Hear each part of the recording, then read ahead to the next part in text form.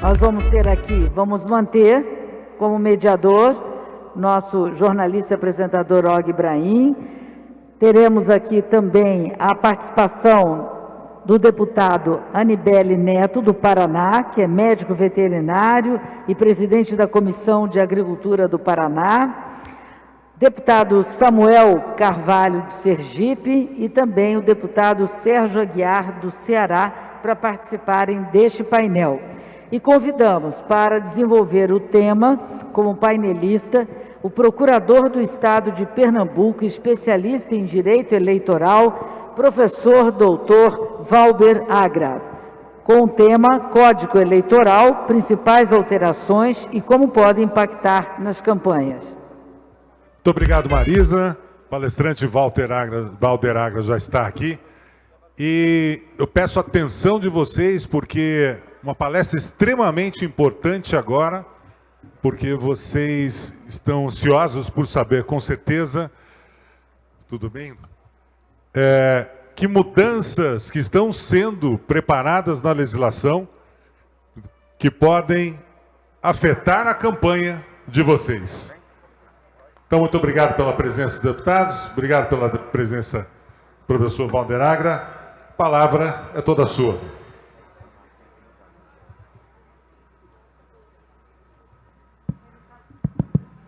Boa tarde a todos e a todas. É um extremo prazer estar aqui nesse evento. Agradecer ao Unali pelo honroso convite. E para mim é uma honra falar sobre as eleições ou as modificações das eleições de 2022. O primeiro paradigma que deve ser expresso e bem expresso é que o antes foi modificado. E se foi modificado, o hoje vai ser o delineador do amanhã. O que é que quer dizer isso? O que vocês viram, ou que vocês acostumaram com eleições, eu não vou falar de marketing, não vou falar nada disso, vou me restringir à legislação eleitoral, ela hoje não mais será concretizada. Mas não vai ser concretizada por quê? Porque as modificações são modificações, não digo substanciosas, mas digo bastante pungentes. Mas bastante pungentes por quê? Porque vai lidar com o que vocês conhecem muito bem, e eu não vou aqui ensinar vocês, que é voto. A perspectiva de voto foi toda ela modificada. E qual seria, então, o primeiro paradigma? Eu vou falar quantos minutos? 20, 25? Bem, até vocês encherem o saco, 20, 25, depois entra o ministro e eu fico à disposição de vocês para as perguntas. Então, a primeira questão, que vai ter um significado bastante contudo, é a impossibilidade de coligação nas eleições proporcionais. Essa é a primeira questão. Essa primeira questão vai fazer o quê? Que o quociente eleitoral se eleve de sobremaneira. E com outro detalhe, o período eleitoral são 45 dias. E a legislação é esdrúxula. Por que é esdrúxula? Porque as mudanças são tão cambiantes que até mesmo vocês, até mesmo eu que trabalho com isso há longos anos, nós vamos ter alguns tipos de dificuldades. E a principal dificuldade é o TSE, que não tem parâmetros claros.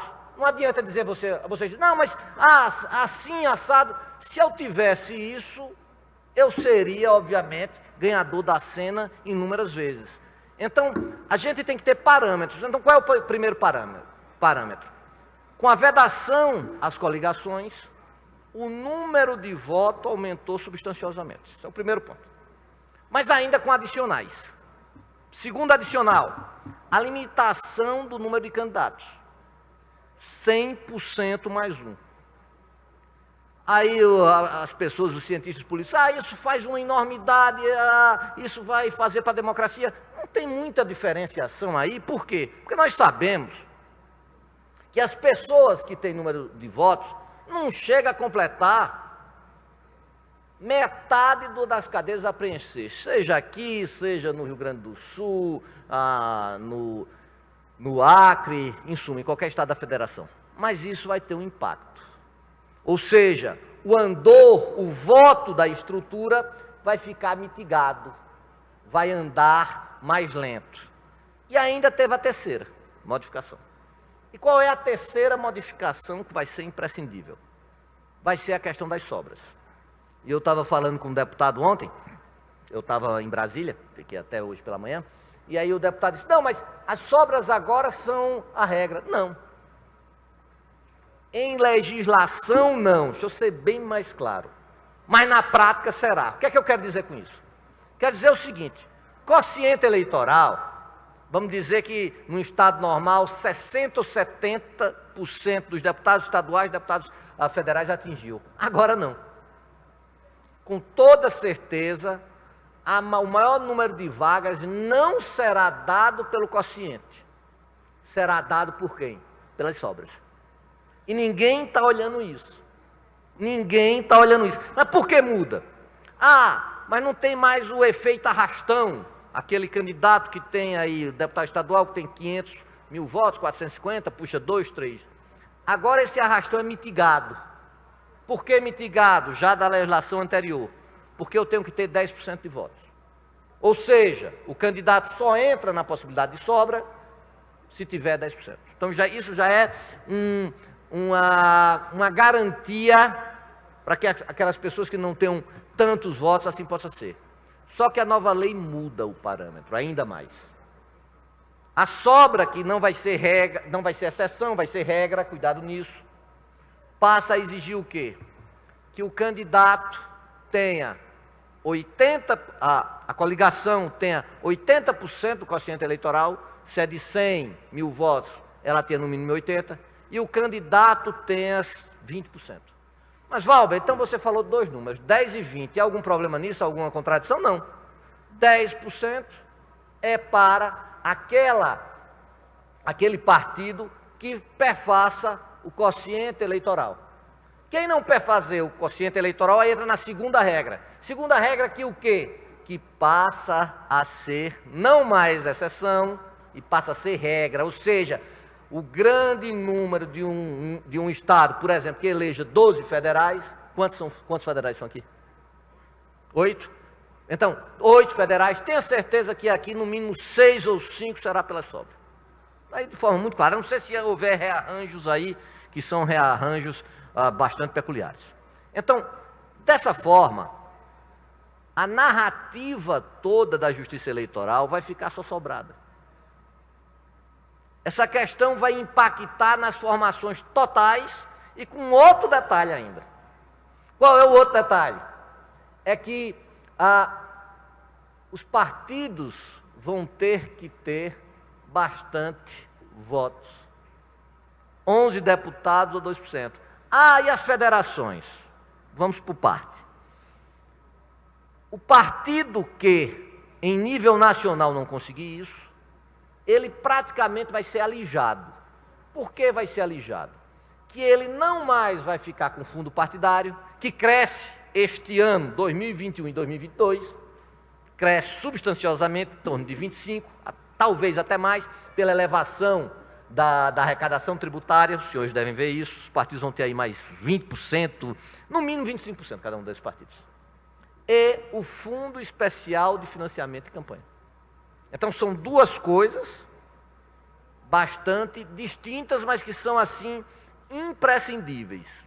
Então aquele partido que não perfaça este percentual, e não é fácil, prevês que os partidos hoje com representação no Congresso Nacional fiquem em torno dos 15%, os analistas políticos fazem essa equação, os demais, eles vão ficar sem fundo partidário, sem financiamento, sem estrutura na Casa Legislativa. Ou seja, vai haver uma pressão para que eles possam sair dos seus determinados partidos. Federação é salvação. Federação é salvação? Como? Aí bota aí, ó, vai haver uma federação grande entre PT, PSOL, PSB? Nunca. A federação vai burlar a cláusula de barreira. Não tem nada a ver com uma coisa com a outra. Mas a federação vai exigir o quê? Uma sinergia. E vai exigir o quê? Vai significar o que na prática? Restrição. Qual é o partido que vai querer restrição? A maioria não vai querer restrição, obviamente. Por quê? Primeiro tem que ser feito nas convenções. 10 a 30 de julho, nas convenções. Ah, Val, o processo eleitoral, esquece essa questão de processo eleitoral, porque o processo eleitoral foi decidido sem a justiça eleitoral.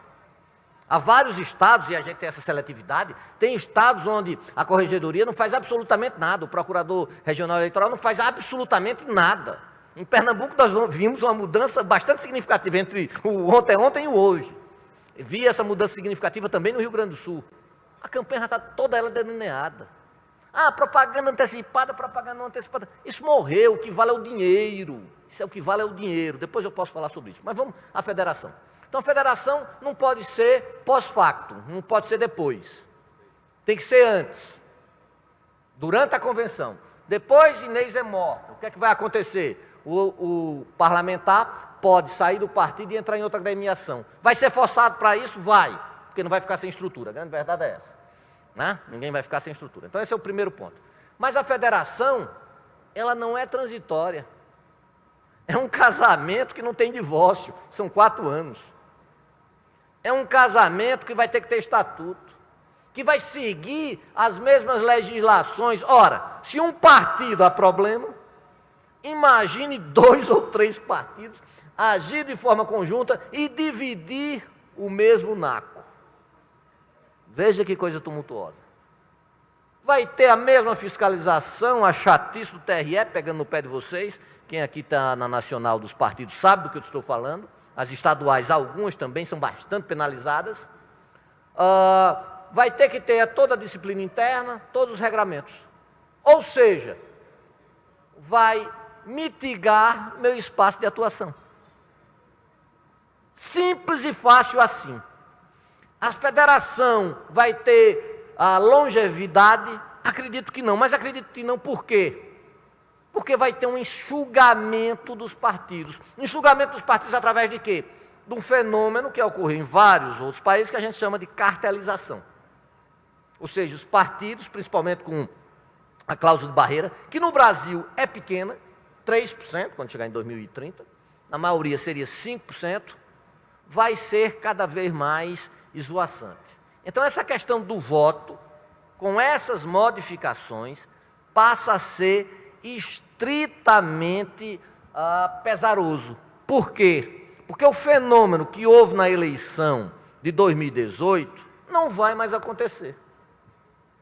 Então, aqueles votos fora da curva, aquele voto no mundo virtual, vai ser mitigado. E aí a grande questão é, como é que eu vou estabelecer e fazer os parâmetros para isso? Aí vem a questão que eu acho que é a principal, depois posso falar sobre isso, não é nem a questão do voto. Não veja a questão principal a propaganda, veja a questão principal o financiamento, esse sim. Essa é a pedra de toque e nós vamos ver aí em vários estados bastante controvérsias em relação a isso. Questão da fidelidade ou infidelidade. Há uma modificação também bastante interessante. Aqueles partidos que vão ser incorporados, e nós vamos ver festivais de incorporações, muitos partidos que vão ser incorporados ou que haja fusão. Ao fazer isto, a responsabilidade dos dirigentes, bem como os débitos, não se transmite para o Partido Novo. Vamos lá. Fusão do DEM com o PSL. Esse novo partido, União pelo Brasil, ele nasce sem nenhum tipo de responsabilidade inerente a DEM ou PSL. Mas essa responsabilidade foi feita pela Nacional. Claro, só pode ter, apesar de que o Código Eleitoral, se um dia vir a vigir, vai modificar esses parâmetros, só pode haver dívida com a assunção da Nacional. Única hipótese, única. Mas mesmo assim, os débitos decorrentes das estaduais, e as estaduais estão repletas de débitos, repletas de problemas, todos os partidos, porque no Brasil tem uma coisa socialista, ou seja, é o mau funcionamento dos partidos, que é igual, tanto dá no PSL como dá no PSOL, PSTU, o que vocês quiserem. Então, a partir daí, vai haver o quê? Um perdão tácito. E um perdão que vai ser o quê? Um calote. Mas por que um calote? Porque não vai se pagar. E o Partido Novo, o partido criado, não vai assumir essas dívidas. Então, há uma vantagem nesse tipo de relação. A questão agora da cota de gênero e das mulheres. Pessoal, eu vou pegar só as modificações que eu separei aqui, e depois, se vocês quiserem, vocês me pedem algumas coisas mais. Questão das cotas. Cota de gênero. Aí a cota de gênero, assim, é uma coisa interessantíssima que todos os estados têm. E o que é mais interessante é que o TSE ainda não definiu as balizas. Ah, é fraude? Não é. Já está lá, é certo. É fraude. Mas o que é a configuração da fraude? Alguém tem que ser imputado, obviamente, se houver recurso público. Segundo, se ele montou a chapa. O caso que houve no Sergipe, onde é que eu posso ser apenado por uma atitude que eu não fiz? Se for comprovado que eu tinha total desconhecimento do que fora feito, como é que eu vou pagar pelos atos de um determinado dirigente partidário? Então, esses parâmetros ainda não foram dados pelo TSE. Isso daí, para mim, está bem claro. Então, já ultrapasso. E a questão agora dos votos dos negros e das mulheres? Em dobro. Mas em dobro para quê? Primeiro, mulher é muito fácil. O que a gente também pode pegar qualquer pessoa também transexual ou qualquer pessoa que se autodefina como homossexual. Então, eu já abro o leque de abrangência. Qualquer pessoa que se defina, e é autodefinição assim, também pode ser. No caso do negro, pode ser o preto ou o pardo. Nós somos uma população, principalmente no norte, nordeste, parte do sul, sudeste e sul, um país extremamente mestiço. Então eu não vejo grandes dificuldades, como é autodefinição, se ele quer impugnar uma autodefinição, que entre com a especificação anulatória. Então está todo mundo, não, isso vai dar complicador. Não vejo que vai dar complicador. Pode dar complicador aonde? Sei lá em Santa Catarina, no Paraná, tudo bem, em algumas cidades do Paraná, Pomerode, tá bom, pode dar. Mas no mais do Brasil, é autodefinição. Agora, eu devo ter cuidado? Devo. Por quê? Porque cada voto vai contar para o dobro. E o dobro especificamente do quê? Do Fundo de Financiamento Eleitoral. O Fundo Especial de Financiamento Eleitoral. 2% é dividido de forma igual, 35%, veja esse número, 35% do total é do número de votos dados. A maioria do partido, e tem vários, diz, eu vou fazer uma chapinha, que vou concentrar os votos em mim e resolvo tudo. Mas isso se esquece que o quê? Que parte substanciosa agora, os 35%, vai ser da votação total. Ou seja, alguém que faça 1000 votos vai ser muito importante, tão quanto importante como o voto da mulher e do negro vai ser em dobro. E isso vai se refletir aonde? Na bancada eleita? Não, nesse cálculo dos 35%. Põe aí 35% de 6,2 bi, vi uma notícia agora que pode chegar até a 7 ou 8, que vai dar algo, 35% de 8 bi é algo extremamente ponderado. Ou seja, essa atenção, a maior parte dos partidos, infelizmente, não está fazendo essa equação matemática, que é uma equação matemática. Mas pode-se gerar outros problemas? Não. Na eleição, isso era um medo meu, na eleição de 2018, com a imputação, a obrigatoriedade de distribuição do Fundo Especial de Financiamento para os negros, eu tinha certas dificuldades. Relaxei mais em razão da autodenominação. Mas o TSE, ele aumentou a dosagem da fiscalização? Não aumentou. Até porque não poderia, porque a distribuição é a autonomia interna dos partidos políticos, que deve ser feito por resolução, depois da... Veja que lástima. Depois da resolução, todos os partidos políticos, todos, quando eu falo de todos, é da extrema esquerda à extrema direita, já haviam distribuído seus recursos com critérios derivados de quê? Da autonomia. E aí chega numa consulta não tem efeito normativo, aí chega e muda a regra do jogo. Veja que loucura. Veja que loucura. É algo que, literalmente, é para inglês ver, porque não tem nenhum sentido prático. A pragmática disso é não ser utilizada. Cuidado, pessoal. Não estou falando aqui em termos ontológicos, não estou falando aqui para uma plateia de acadêmicos, estou falando no sentido prático e dando a minha experiência prática como advogado. Não estou falando aqui como professor e como autor de livro. Estou falando aqui de forma o que acontece no dia a dia. Não tem sentido eu chegar aqui e estar delineando algo para vocês uma hora dessa da noite, falando besteira. Melhor esperar para falar com o ministro. O que é que houve também?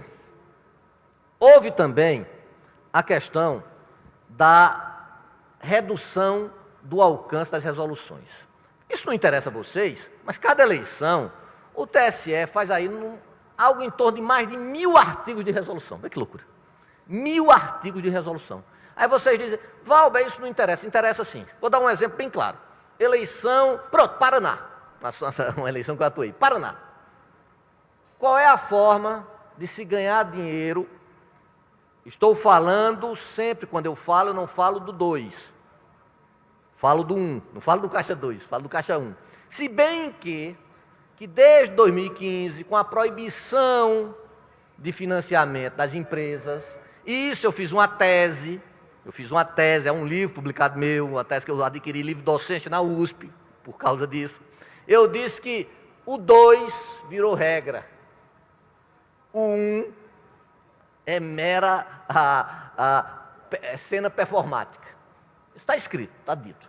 Mas por que eu estou falando dessa forma?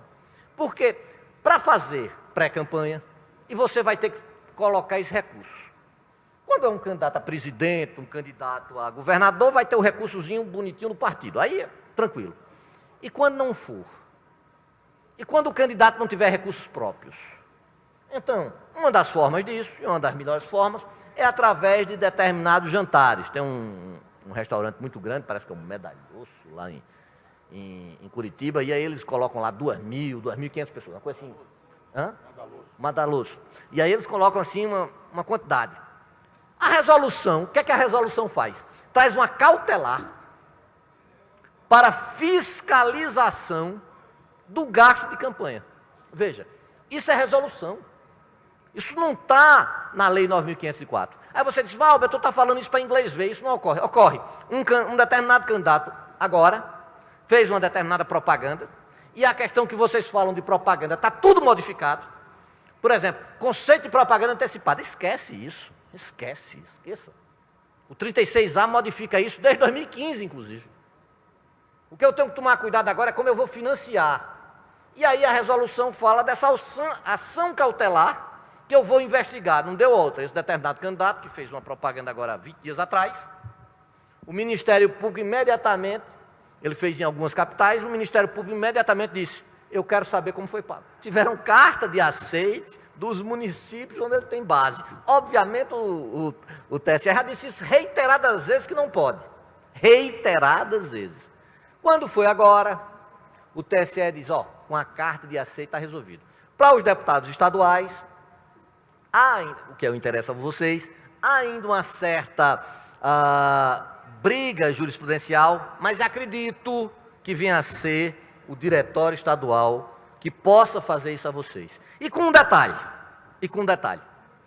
o TSE já afirmou que se vocês participarem de qualquer grupo cívico, sei lá, esses grupos aí da vida, BR, Renova, etc, se o presidente, o presidente regional, o presidente nacional anuir, vocês podem sair a qualquer momento do partido.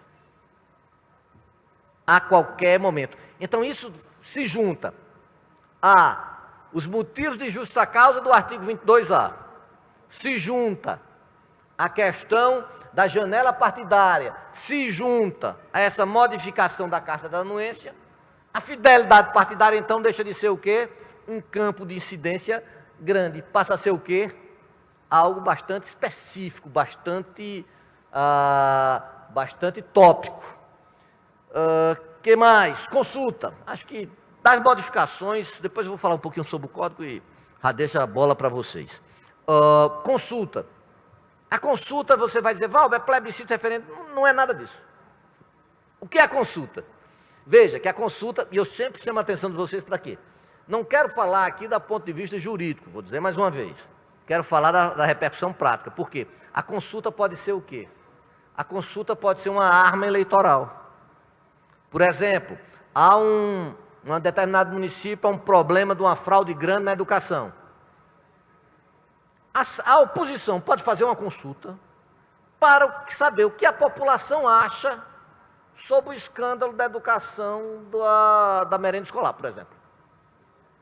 Essa consulta vira uma arma política, não tem finalidade normativa nenhuma. Ah, Valber, mas nessa consulta não pode ter propaganda gratuita eleitoral. Sim, o que é que adianta? O que é que adianta? Isso daí vai ser uma narrativa que pode jogar contra ou a favor do status quo.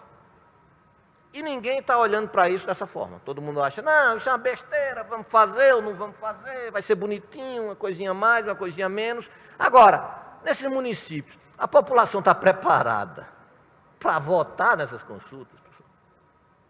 Diante dos 5.700 municípios. Quando eu vou dar uma maior completude, uma maior complexidade, eu não estaria mitigando? E aí, por último, a questão do Código Eleitoral que não passou. Veja, com todo o respeito que eu tenho pela deputada Margarete, minha amiga, como é que se faz um Código Eleitoral em 2 meses? 900 artigos. Código Eleitoral é uma discussão do século XIX. Nós estamos no século XXI, pós-modernidade. Para que um Código Eleitoral? Se de 2 em 2 anos a modificação. Se de 2 em 2 anos eu tenho uma desestruturação por vontade dos senhores que representam a população. Então, como é que eu vou fazer algo que eu já sei que daqui a 2 anos eu vou descumprir? Como eu vou fazer algo que vai ser um Frankenstein que não tem sistemática? E vou dar um exemplo aos senhores. Por exemplo, financiamento. Porque disso tudinho aí, se vocês me perguntarem, Valber, quais são as 2 questões essenciais? As 2 questões essenciais é o seguinte, financiamento e propaganda. Propaganda por quê?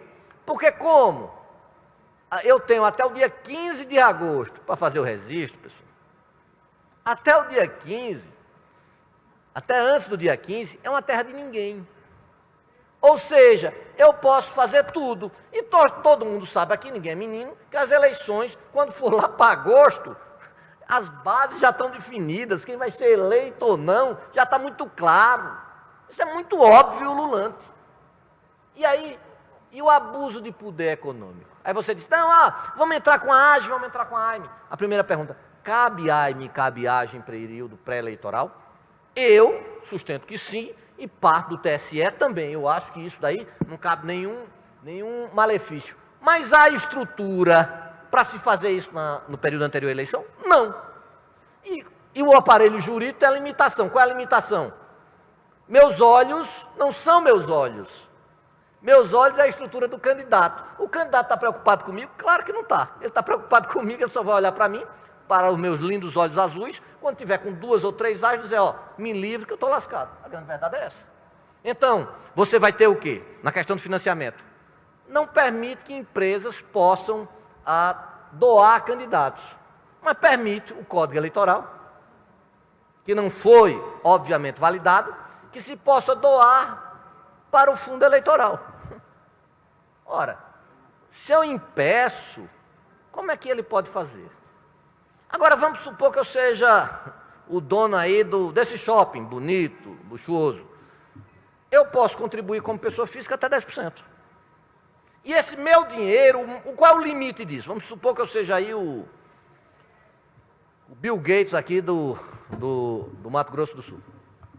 O meu único limite é o valor máximo de campanha. Mas esse valor máximo de campanha é feito através de um estudo consequencialista. Bom, eu só quero fazer uma pequena interrupção aqui, a palestra do professor Valber, porque nós temos um convidado especial que já está ao vivo com a gente. que é o excelentíssimo senhor ministro do Tribunal Superior Eleitoral, Edson Fachin, que vai participar de forma virtual. Boa tarde, ministro. Seja bem-vindo à 24ª Conferência da Unali, realizada aqui em Campo Grande, Mato Grosso do Sul. Boa tarde, muito honrado estar aqui presente.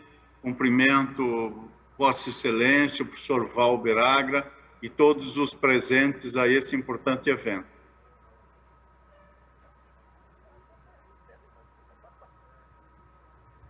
Pois a palavra é toda sua, ministro. Muito obrigado.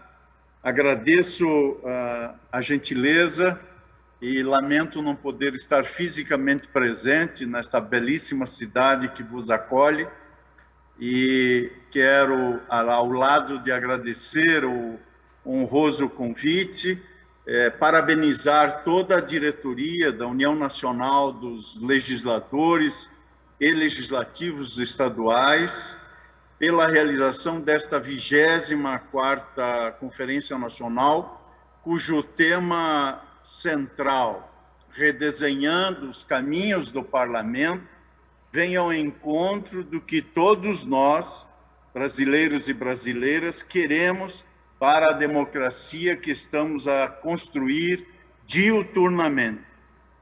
Como nós sabemos, afinal de contas, é a democracia, o governo do povo, o governo para o povo, e numa democracia representativa, como é a democracia da República Federativa do Brasil, tal como desenhada em 1978, nessa ambiência se dá precisamente o exercício dos poderes democráticos graças ao trabalho dos congressistas, dos representantes legislativos em todas as esferas, municipal, distrital, estadual e federal.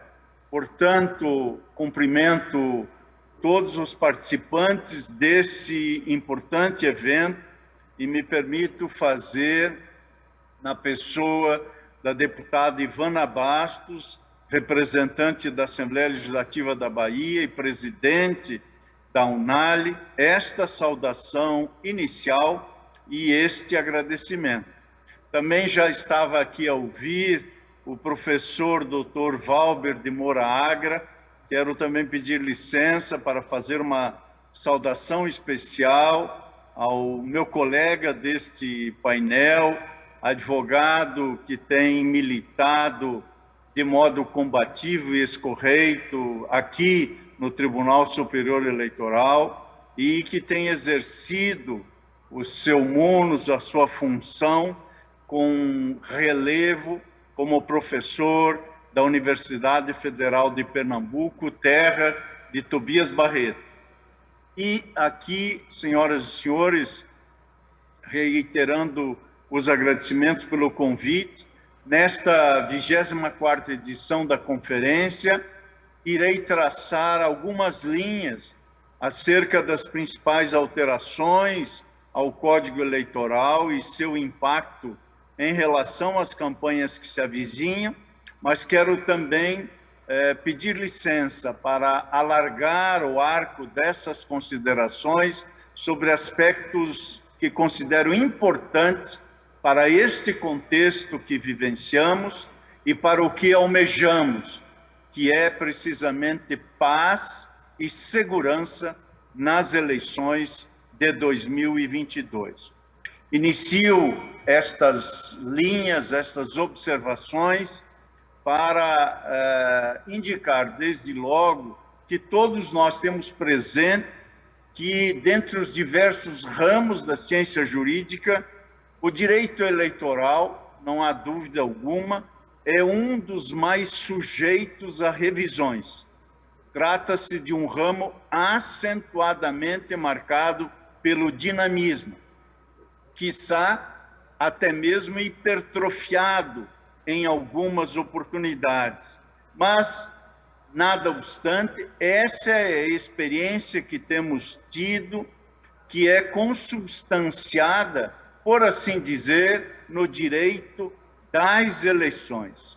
essa característica dinâmica e, como acabo de dizer, marcada inclusive por alguma volatilidade, torna o direito eleitoral sujeito a uma capacidade de reconstrução, de reinvenção que tem ocorrido com muita frequência.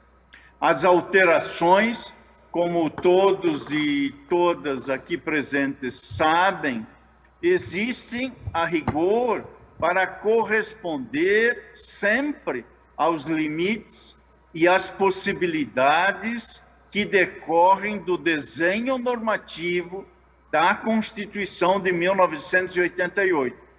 E é por isso que toda vez que nós nos defrontamos com alterações legislativas, que, como disse, são próprias desse dinamismo, as alterações, se colocam como técnica jurídica à disposição de uma grande missão de natureza constitucional, que é a de acautelar a vontade livre e soberana das cidadãs e dos cidadãos no exercício do voto. É por isso que o que nós almejamos é sempre a eficiência da técnica legislativa para cumprir esse objetivo e, ao mesmo tempo, um mínimo razoável de previsibilidade, de estabilidade e de coerência. E, no âmbito dessas transformações, de mudanças legislativas, nunca é demais relembrar que, mesmo sendo independentes, os três poderes do Estado devem atuar de forma harmônica, privilegiando a cooperação e a lealdade institucional, com a finalidade de garantir a confiança popular na condução dos afazeres públicos pelos agentes políticos. É por isso que a nossa Constituição prevê um complexo mecanismo de controle recíproco entre os três poderes, de forma que, ao mesmo tempo, um poder controle os demais e seja, simultaneamente, pelos demais controlado. É esse mecanismo que todos nós conhecemos na técnica jurídica pela teoria dos freios e contrapesos. Sobre este mecanismo e esse instrumento, tive a oportunidade de tratar na decisão que proferi em sede de medida cautelar, na ação direta de inconstitucionalidade 635, em trâmite no âmbito do Supremo Tribunal Federal. Refiro-me a isso para apanhar esta ideia dentro do panorama das reformas eleitorais, especialmente no caso brasileiro, em que, entre altos e baixos, entre sístoles e diástoles, como diria o cardiologista, entre altos e baixos, as reformas devem sempre almejar o aperfeiçoamento do processo democrático, e não o inverso. As reformas eleitorais não devem vir numa perspectiva, para usar uma conhecida expressão em latim, mais conhecida, não devem vir numa perspectiva pro domo ou pro homine, ou, dizendo em outras palavras, apenas capturada pelas circunstâncias e fotografada por interesses conjunturais. As transformações devem atender interesses de permanência, interesses estruturais, para evitar aquilo que na literatura jurídica se denomina de mecanismos indutores de fraudes normativas, que é uma expressão utilizada pela minha colega, professora da Faculdade de Direito da Universidade Federal do Paraná, Desirê Salgar. O projeto do novo Código Eleitoral tem estas sístoles e diástoles, esses altos e baixos. E, portanto, é preciso reconhecer que numa sociedade plural, aberta e complexa como a nossa, não se pode, obviamente, almejar unanimidade. Há que se almejar, sim, o mínimo de respeito à coerência, à estabilidade e à previsibilidade. Nós compreendemos que o projeto do Código busca responder a um imperativo epistêmico de acompanhamento constante da realidade. Ou seja, para evitar um gap, um abismo, uma clivagem entre o direito e a própria dimensão concreta dos processos eleitorais. E mais especificamente, nesses tempos que estamos a viver e nos tempos ásperos e íngremes que viveremos no ano próximo, mais especificamente para evitar o gap entre o direito eleitoral e a dimensão tecnológica das campanhas. Dimensão essa que tem imposto pesados e sucessivos desafios à preservação da legitimidade dos pleitos.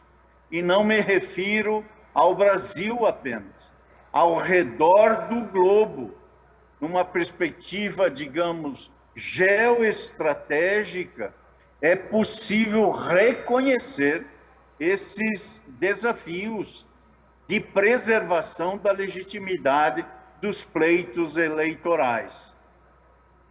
Não faz muitos dias, participei de uma reunião de institutos eleitorais e tribunais eleitorais da América Latina em Santo Domingo.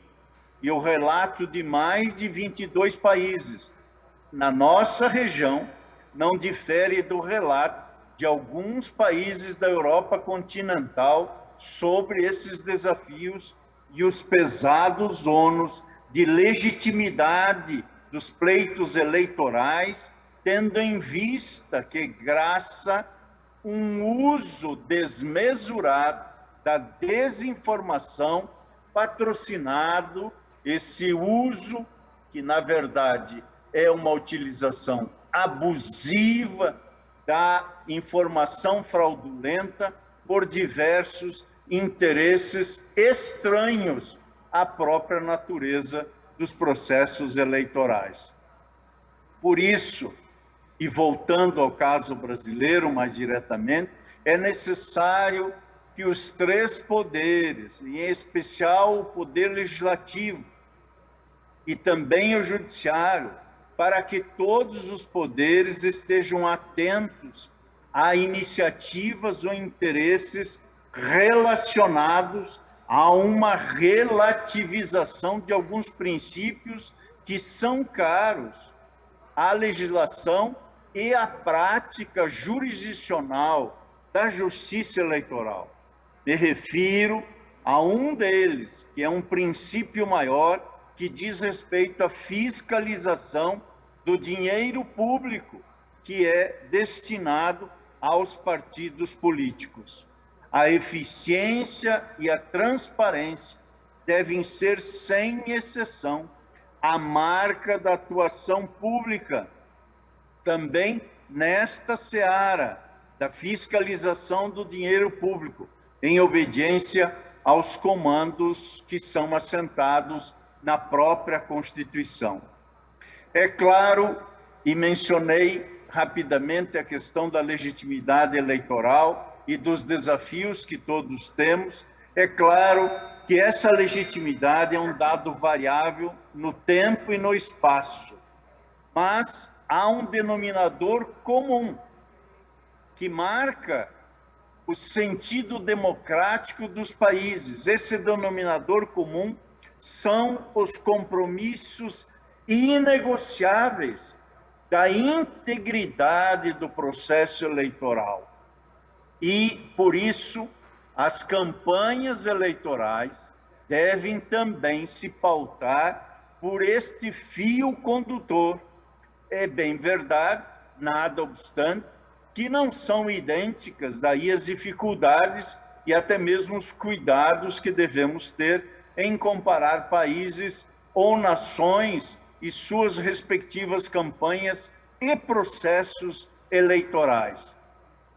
Por exemplo, no que diz respeito com a tutela da qualidade do debate público, experiências recentes têm demonstrado que um abstencionismo que se pode até chamar de radical dos processos eleitorais e que tem se verificado, não é de agora, em países anglo-saxões, colocam até mesmo entre nós a exposição de nossos processos eleitorais a circunstâncias que também põem em discussão no palco desses processos eleitorais a legitimidade pela ausência e abstenção e até mesmo a discussão sobre o próprio sentido das mecânicas eletivas que tradicionalmente caracterizam a democracia.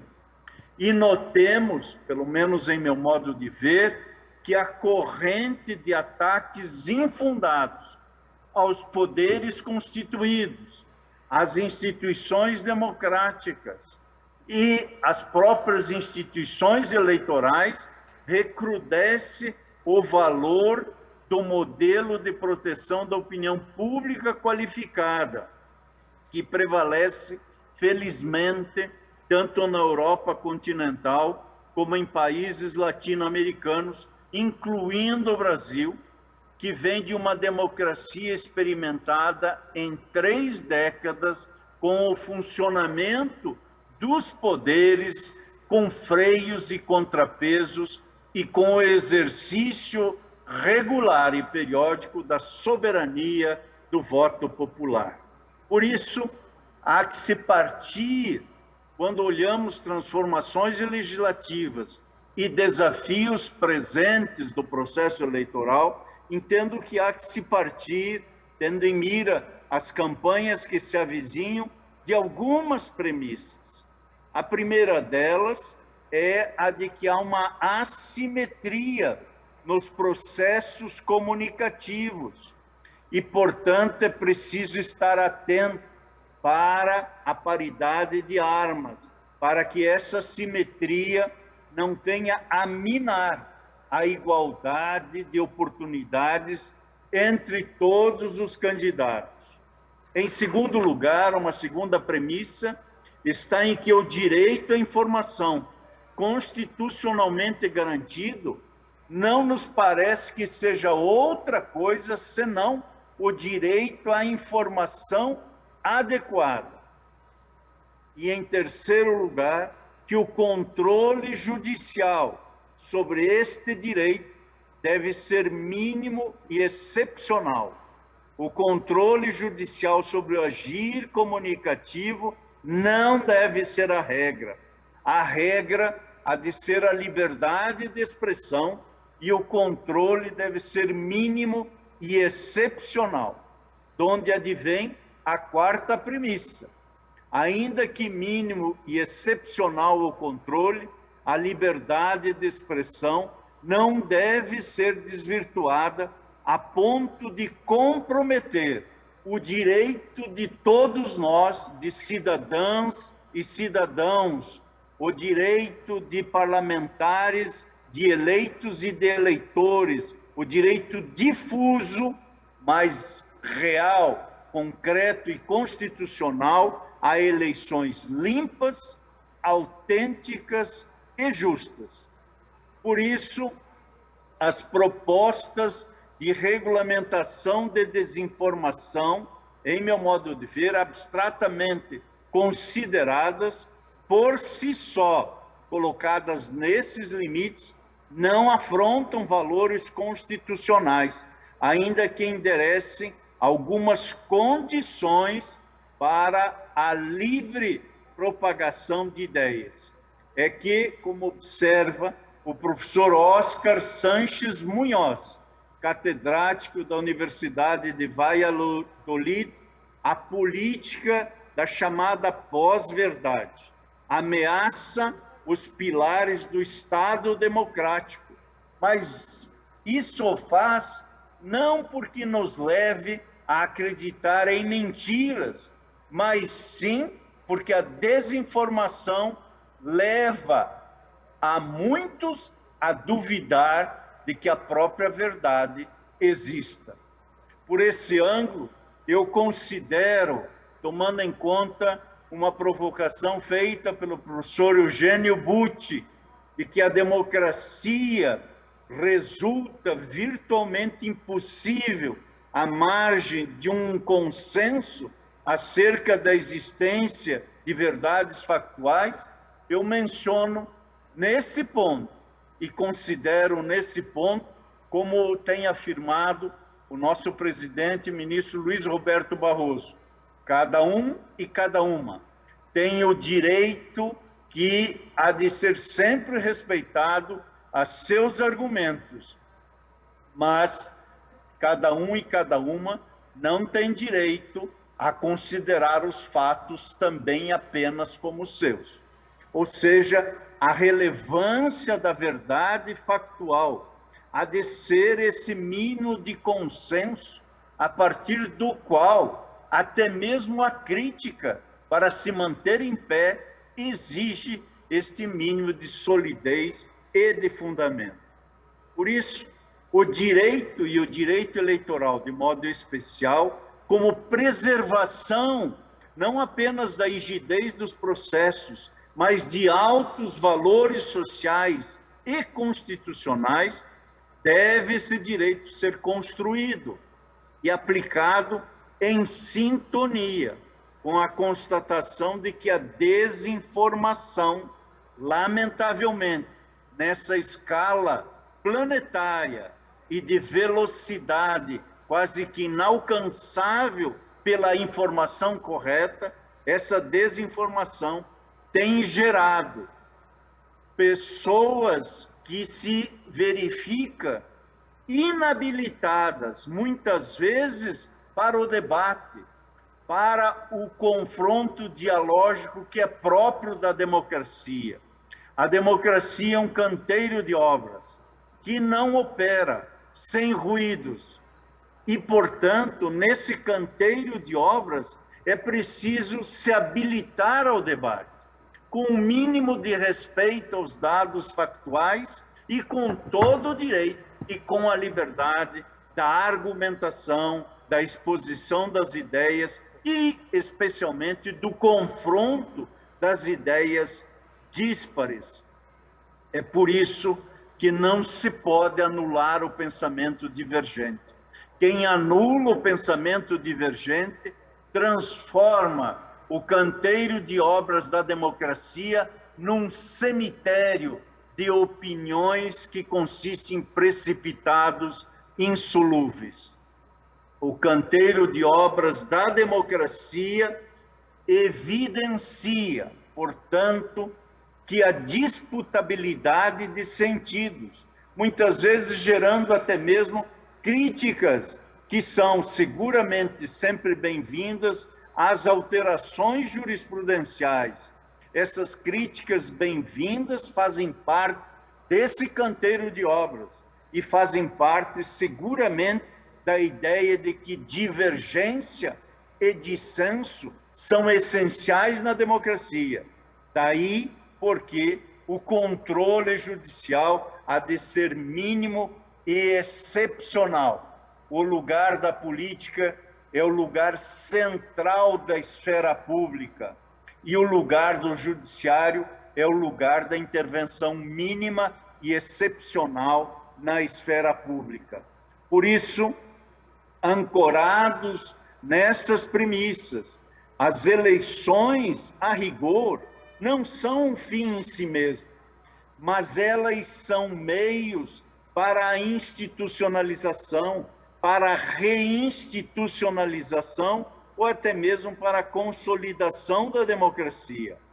E é por isso que todos nós, advogados, eleitos e eleitores, magistrados, defensores, membros do Ministério Público Eleitoral, todos nós devemos aplicar esse direito das eleições em especial, em ordem a assegurar a continuidade democrática e a normalidade constitucional. Por isso, pensar-se em novo Código Eleitoral significa pensar na importância ou utilidade de uma transformação legislativa para a continuidade democrática e para a normalidade constitucional. E é com esse espírito que este Tribunal Superior Eleitoral, que irei presidir no ano vindouro por algum tempo, até iniciar-se a gestão do eminente ministro Alexandre de Moraes, este tribunal, desde logo, e em julgado recente, e que, por certo, é de todos conhecido, assentou o entendimento que deve pautar o comportamento de candidatos, partidos políticos e apoiadores no pleito vindouro, no sentido de que os disparos em massa, em aplicativos de mensagem, ensejam o reconhecimento de abuso de poder econômico, bem como a compreensão de que o uso indevido dos meios de comunicação social, designadamente, são passíveis de serem esses abusos sancionados, até mesmo com a cassação do mandato ou do diploma em conexão com declaração de inelegibilidade.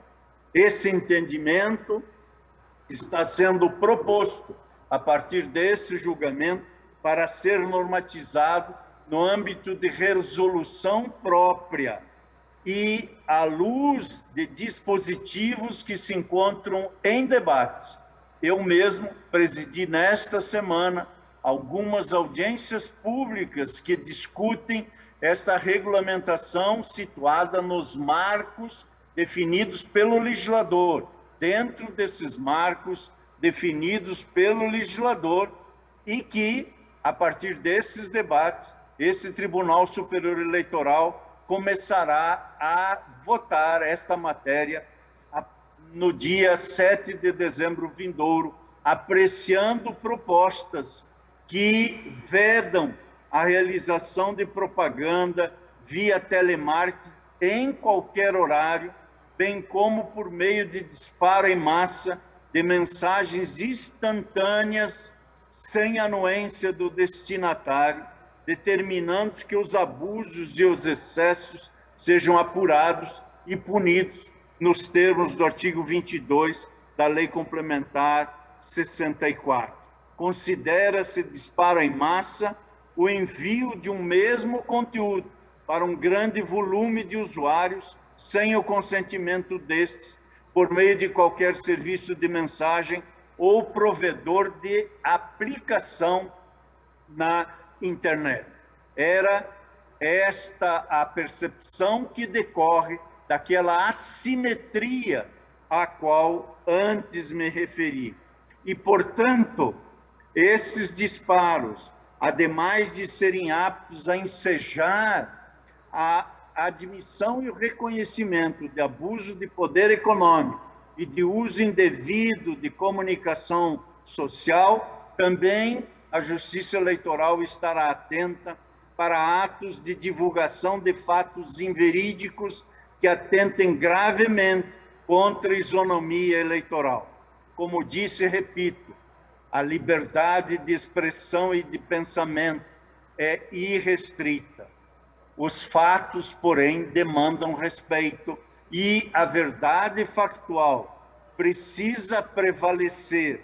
E nesta dimensão, divulgação de fatos que quem divulga sabe, evidentemente, tratar-se de fato inverídico, pode atentar contra a isonomia eleitoral, pode causar obstáculo ou embaraço ou desestímulo ao exercício do voto e, em última análise, podem acarretar a deslegitimação eleitoral e até mesmo configurar crimes eleitorais e condutas vedadas para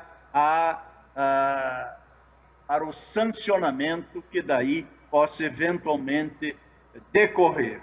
Considero ainda importante frisar, neste momento, que caso o novo Código Eleitoral prossiga o trâmite no Senado Federal e eventualmente retorne à Câmara dos Deputados e venha eventualmente ser aprovado, nada obstante as percepções críticas em relação às quais, com o devido respeito, todos nós certamente devemos dar trânsito e espaço, porque só a crítica de fato constrói, só o diálogo divergente e respeitoso constrói. E se este código, nada obstante todas as suas vicissitudes, e sem embargo, certamente, dos seus méritos, que também são muitos, vier a entrar ainda em vigor, é preciso desde logo que deixemos assentado que, se isso ocorrer, as disposições criminais eleitorais, pelo menos em princípio, não se submetem à regra da incidência da anualidade eleitoral, como prevista no artigo 16 da Constituição da República, haja vista que, pelo menos em tese, não afetam em última instância o corpo substantivo do processo eleitoral. Por isso, sem embargo das críticas, que, como sabemos, não são poucas, sem embargo das vicissitudes, e nada obstante os seus méritos, que também não são poucos, o novo Código, se vier a entrar em vigor, ao mesmo tempo pode, seguramente, tornar-se um instrumento que, no capítulo do combate à desinformação, quiçá se torne um marco, não apenas no Brasil, mas também na região da América Latina e, quiçá, mundial, para combater a desinformação em matéria eleitoral e reafirmar o que todos almejamos na democracia: o respeito à integridade dos pleitos nacionais, das eleições legítimas, justas e concorrenciais em igualdade de oportunidades entre todos os candidatos. E esta preocupação é recente em muitos países. Portanto, preocupar-se com a desinformação e com a integridade dos pleitos eleitorais levou países como a França a editar, agora em 2018, duas leis orgânicas, as leis 1201, 1202 de 2018, regulamentadas em 2019 pelo decreto 297, são conhecidas como leis de luta contra a manipulação da informação. E aqui, que está um pouco mais perto de nós, no Canadá, editou-se em 13 de dezembro, também de 2018, a Lei de Modernização das Eleições. São dois exemplos de proclamações legislativas que procuram responder aos riscos associados com o descrédito das instituições democráticas. É fundamental, senhoras e senhores, que nós não marchemos na contramão da história. É fundamental que, com ou sem alteração da legislação eleitoral, cumpramos a missão da Constituição. E a missão da Constituição é a preservação do Estado de Direito democrático, da sociedade democrática, desse canteiro de obras que é a democracia. É almejar e obter paz e segurança nas eleições. Paz, porque somente por meio das eleições nós podemos solver conflitos e controvérsias de forma pacífica. E, além da paz, a segurança nas eleições significa termos eleições seguras, não apenas no sentido físico, o que é por si só muito relevante, mas também no sentido de eleições que produzam confiança, produzam crédito e, ao mesmo tempo, mantenham a legitimidade dos processos eleitorais. Por isso, e já arrumando para a conclusão desta intervenção breve, quiçá nem tão breve, já estou me alongando um pouco, mas gostaria de apenas finalizar fazendo uma menção ao que se pode esperar das eleições de 2022. Em primeiro lugar, a democracia que se materializa nas eleições é a democracia que mobiliza a sociedade por meio de formas pacíficas de solução dos seus conflitos, das diferentes cosmovisões. Por isso, nós, da Justiça Eleitoral, temos o grande dever de organizar o processo eleitoral. E por isso, todos nós, não apenas a Justiça Eleitoral, temos o grande dever de garantir eleições livres e competitivas, o que também exige não apenas um grande esforço cívico e patriótico em respeito à preservação da democracia, mas também um esforço logístico para que a vontade popular livre e soberana seja sempre respeitada. Posso lhes dizer que a Justiça Eleitoral está pronta para responder esse desafio, está pronta para atender a esses reclamos da sociedade em produção de confiança e crédito no processo eleitoral. E estamos certos que a emergência de polarizações e de divergências exacerbadas não devem e não nos levarão a uma quebra de legitimidade e de integridade no processo eleitoral. É também certo que cada pleito tem suas singularidades.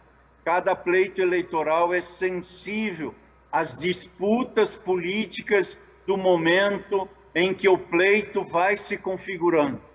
A polarização que guiou as eleições de 2018 não é nenhuma assombrosa coisa que se reconheça. Essa polarização se faz presente na sociedade brasileira, mas é por meio das eleições que se deve colher o entendimento de respeito pelo outro, pelo divergente, e evidenciar que tolerância é sinônimo de respeito, para evitar que a crise da democracia se transforme numa solução de continuidade da própria democracia.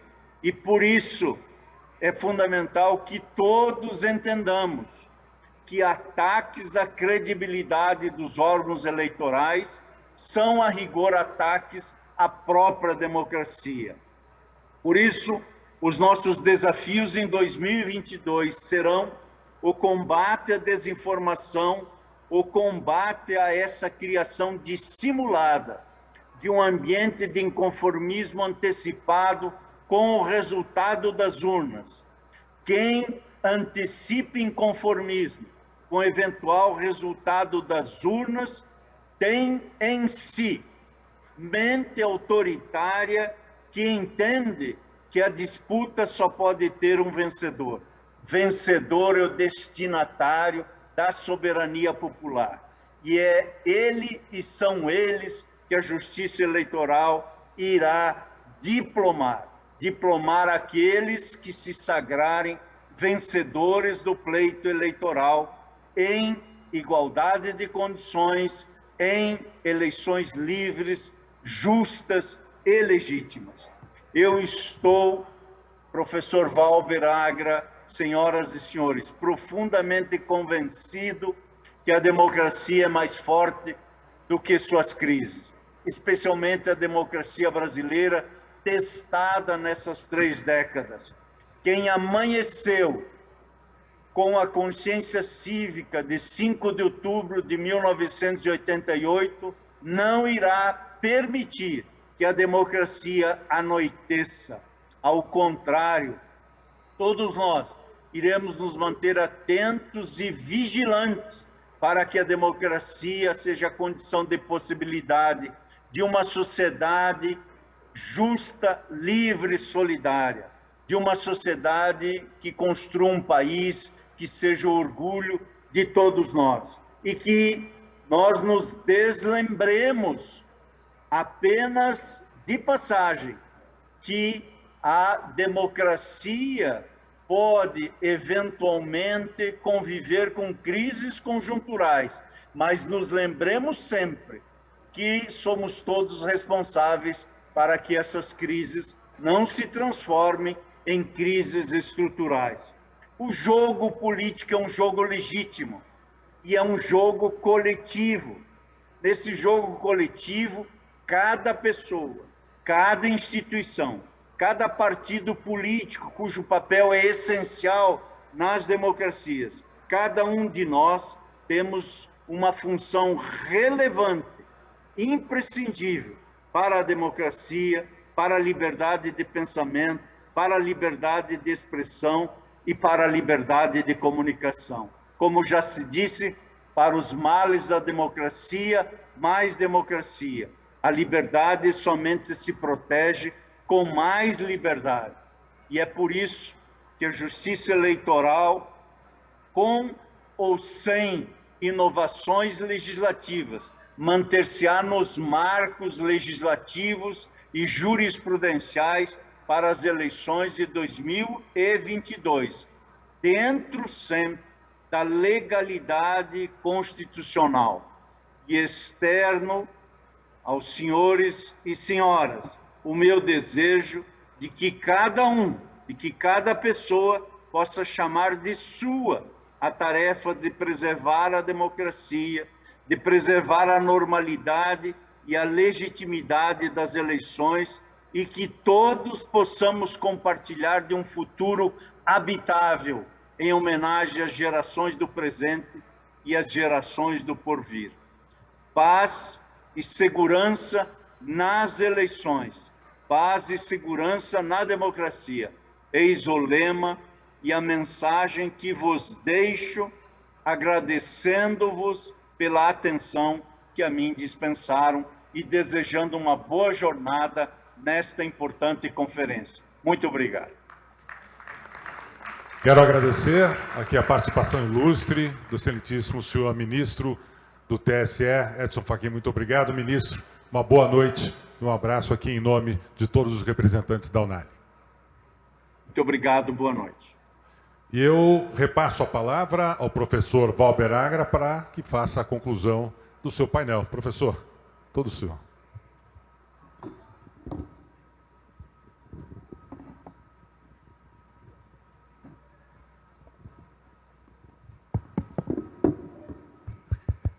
Diante do tardar da hora, eu acho que já está concluso. Então, eu passo a palavra a vocês. Quero agradecer a todo mundo, né, por essa audiência, essa hora. Eu sei que é a hora da fome, todo mundo está cansado, vai ter agora um jantar, então eu fico à disposição. Se alguém tiver alguma dúvida, eu me coloco à disposição dos senhores. Muito obrigado mais uma vez pelo convite. Para mim foi uma honra estar aqui com vocês. Muito obrigado.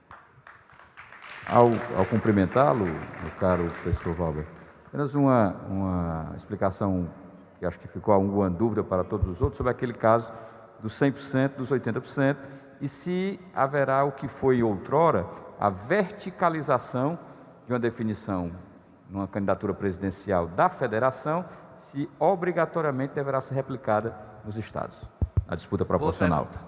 Não. Houve uma emenda na Constituição, acho que 2010, 2011, eu não estou aqui com essa emenda para dizer a vocês. Então, não há mais verticalização. Isso é impossível que haja verticalização. Impossível. Aí é uma vedação constitucional. Agora, vamos sonhar que há uma federação entre o PX, vamos dar um exemplar, entre o PT e o PSB. Um exemplo gongórico, não estou dizendo que vai haver. Entre o PT e PSB, vamos dizer que haja, que eu duvido, porque vai ter uma mitigação, mas tudo bem, vamos lá. PT e PSB. O PT e PSB estão apoiando o governo, o presidente Lula, vamos dizer isso.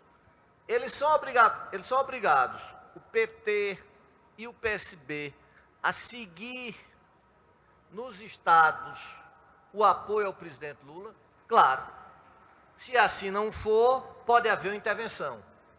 O PT e o PSB no estado do Maranhão, por exemplo, podem apoiar candidato diferente? Não, porque a federação obriga essa homogeneidade. Agora, vamos sonhar que o PT e o PSB, numa federação, não lancem o candidato Lula. Não lancem. Então, eles estão livres, sim, mas eles estão livres para indicar candidatos específicos em cada um dos estados? Sim, estão. O que é que a federação obriga? É que o que for feito em nível nacional seja replicado em todos os estados da federação. Caso não haja, caso seja uma candidatura, como chamava-se antigamente, candidatura camarão, sem cabeça, e aí eles ficam livres nos seus estados. A questão dos 10 e da regra. Veja bem, vamos supor que aqui, Mato Grosso do Sul, vamos supor que o quociente aqui seja 100 mil votos. Então, os partidos que tiverem 100 mil votos vão eleger 200 mil votos, 2, 300 mil votos, 3 e assim sucessivamente. Só que isso agora, como há impossibilidade de coligação, não vai ser regra. São 8 vagas aqui. Vamos supor que apenas 3 perfazem o quociente. Quem não perfazer o quociente, 100 mil votos, aí vai para onde? Aí todo mundo vai para a sobra. Todo mundo vai para a sobra, vai ser a regra. Então vai ser 5 votos de sobra. Antes as sobras eram o quê? Eram poucas vagas, de 8 ia ser 2, no máximo 3 para a sobra. Agora, o prognóstico que eu faço é que vai ser a maioria. Então eu tenho 5 na sobra. Para a sobra, para todo mundo desde que tenha 80 mil votos e o candidato tenha 20 mil votos. Ou seja, o partido, que é 20% de 100, é 20 mil votos. Então, o candidato mínimo tem que ter 20 mil votos. Mas o que é que vai ter? O que é que vai ser? Um candidato que fizer 20 mil votos vai estar excluído. Por quê? Porque a sobra vai ser a regra geral. Sendo a regra geral, com um quociente de 80, quem vai entrar vai ser o quê? Quem vai estar entre 70 e 80. Tem a menor dúvida disso. Menor dúvida disso. Perfeito. Vai fortalecer os partidos maiores, não tem a menor dúvida. Não tem a menor dúvida. Daí, em vários estados, vocês vão ver quando abrirem a janela, vai ter um deslocamento aí, um abalo sísmico em questão das filiações. Samuel Carvalho do Sergipe, parabéns, professor Walter Agra, pela apresentação. Me sinto lisonjeado com a sua apresentação. Quero aqui também cumprimentar, não podia deixar de fazer, nosso presidente Luciano Bispo, do Estado de Sergipe, que é o presidente da Assembleia Legislativa, os demais deputados ali, Gorete Reis, Luciano Pimentel, Kit Lima e também o capitão Samuel, que fazem parte desse congresso. A minha pergunta ela é daquele capítulo com relação aos limites de gasto de campanha. Se houve ou não alterações com relação a isso, principalmente com a questão de impulsionamento.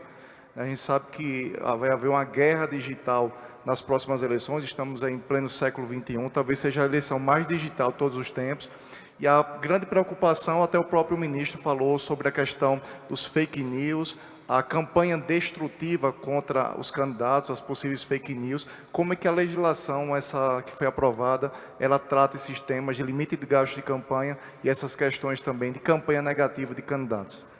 Vamos lá, sua pergunta é complexa.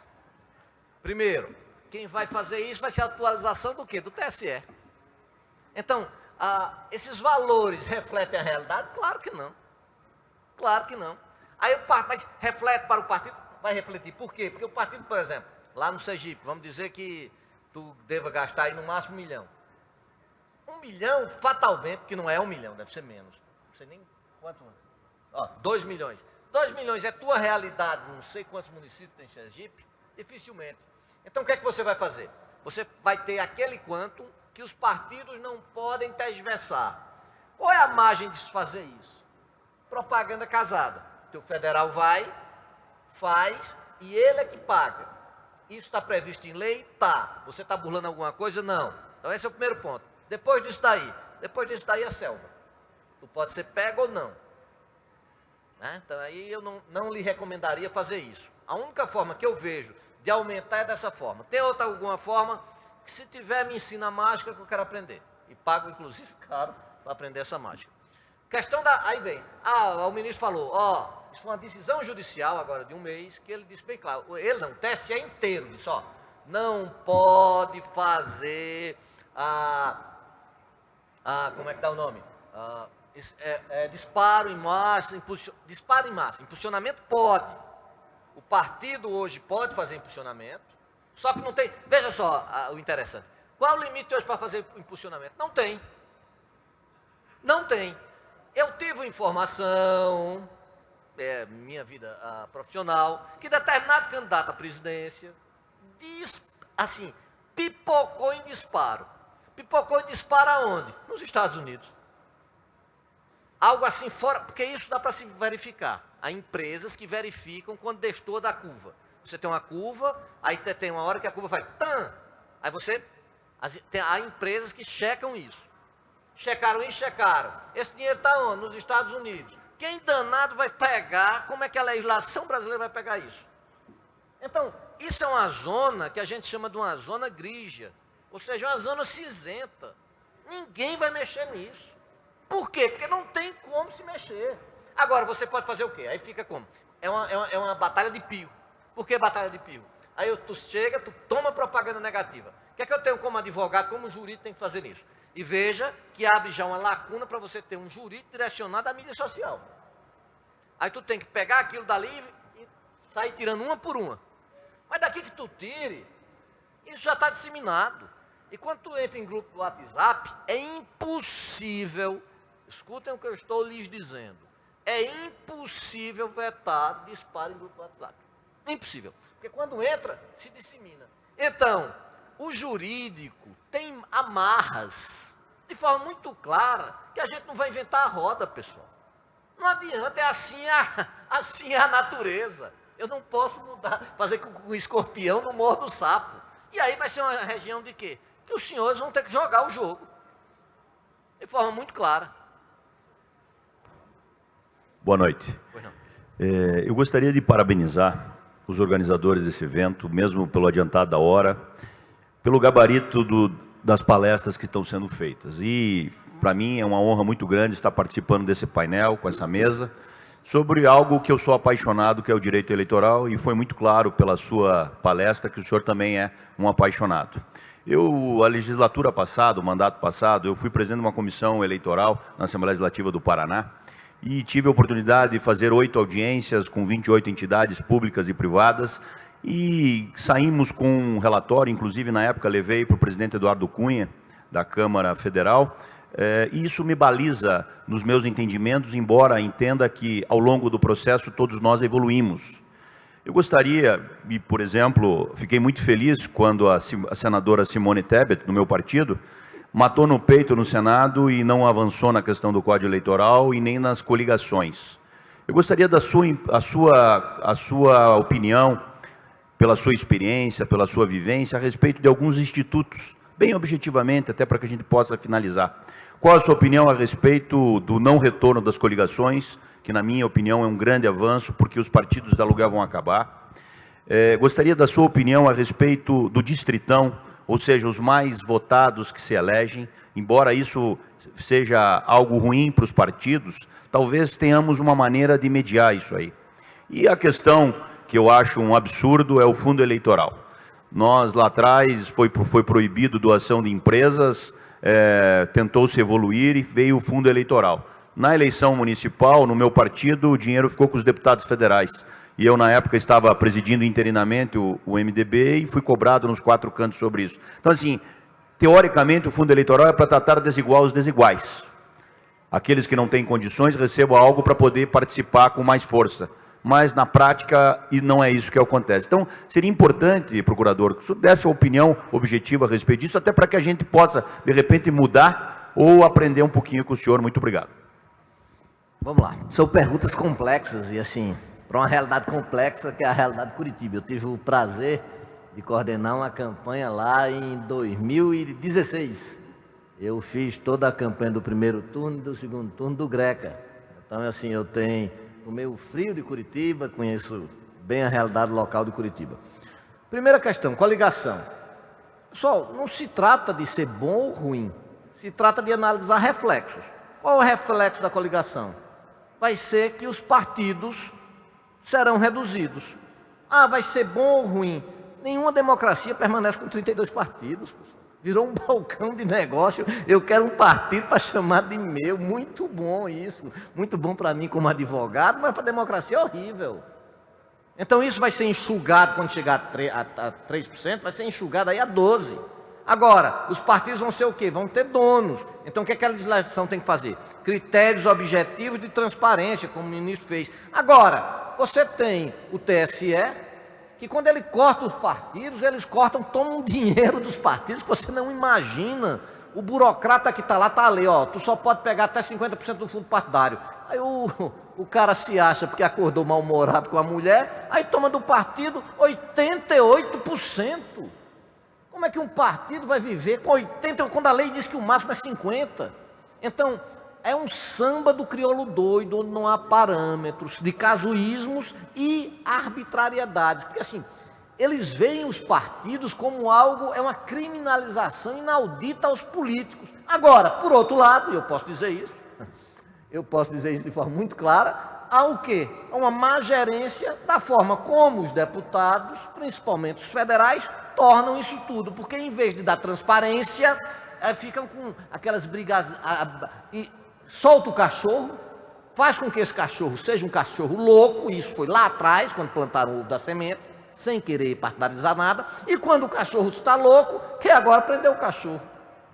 Há limites e contrapesos, há vários posicionamentos de ministros, não, nós somos o poder moderador. Moderador? Eu estou na Constituição de 1824, pessoal, que loucura, é check and balance.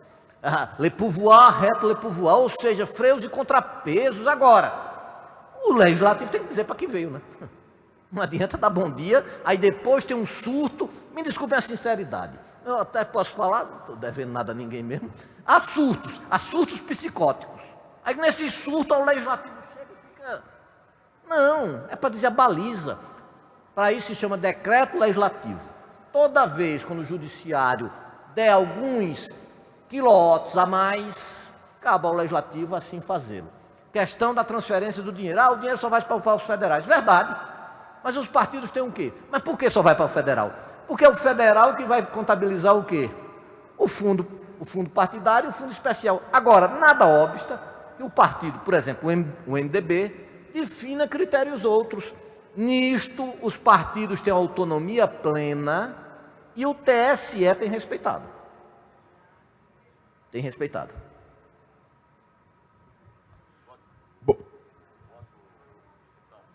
O distritão, pessoal, significa o quê? Acabar partido.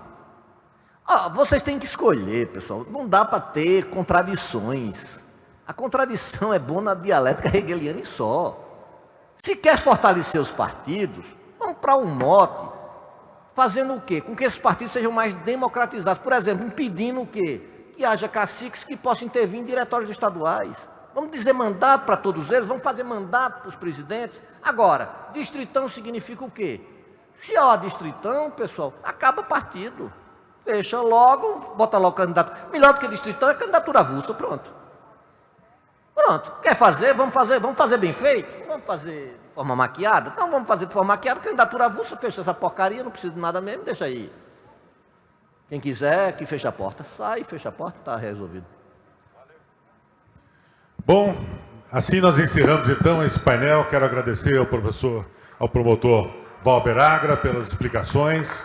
Agradeço mais uma vez a presença também dos deputados aqui, Anibele Neto, do Paraná, presidente do diretório do MDB.